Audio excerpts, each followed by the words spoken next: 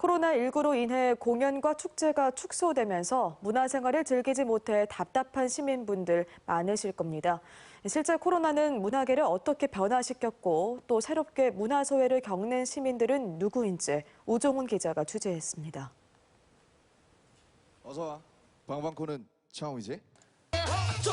공연장이 아닌 온라인 스트리밍으로 전 세계 220여만 명의 팬이 관람한 방방콘. 코로나19로 공연 예술계가 위축된 상황에서 방탄소년단의 온라인 콘서트는 오히려 더 많은 팬이 참여할 수 있고 실시간 댓글로 소통까지 할 수 있다는 새로운 가능성을 제시했습니다. 실제 코로나는 기존의 공연 예술계에 지각 변동을 일으키고 있습니다. 공연예술 통합 전산망에 따르면 연극과 뮤지컬, 클래식 등 공연이 광주를 비롯한 호남권 공연장에서 열린 건수가 급감하는 등 코로나를 전후로 큰 차이를 보였습니다. 또 광주 전남 지역의 주요 관광객 유치 수단이었던 축제들도 대부분 자체 취소되기도 했습니다. 뉴스와 SNS 빅데이터를 분석한 결과도 이 흐름과 같았습니다. 코로나 이전과 이후 문화 소외와 관련한 9만 7천여 건의 뉴스 기사와 160여 건의 SNS 게시물을 분석했더니 온라인과 디지털 등 비대면 문화 확산에 관심을 나타내는 단어의 출연 건수는 증가한 반면 행사와 축제, 개최 등의 단어 출연 건수로는 대면 방식을 통한 문화체험 관심도가 감소한 것을 확인할 수 있습니다. 축제 공연 문화가 온라인의 장으로 이동하는 추세에서 문화 소비는 어떻게 이루어지고 있을까?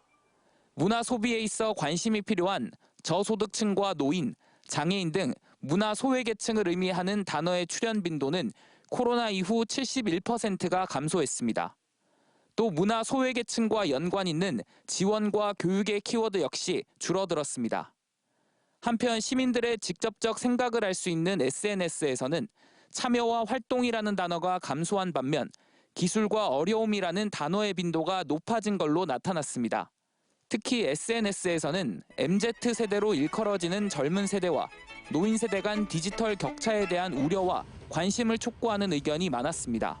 전문가들은 기존의 개념과 다른 기술 격차로 인한 문화 소외가 코로나 이후 새로 등장했다며 기술 격차를 줄이려면 공급자에게는 장비와 공간을 지원하고 소비자에게는 접근성을 높일 방안을 마련해야 한다고 지적합니다. 기술이 담보되느냐 안 되느냐에 따라서 콘텐츠 질이 굉장히 좀 달라집니다. 그렇기 때문에 자칫 그 비대면 시대에 또 다른 문화예술계의 양극화 현상이 일어날 수가 있는 거죠.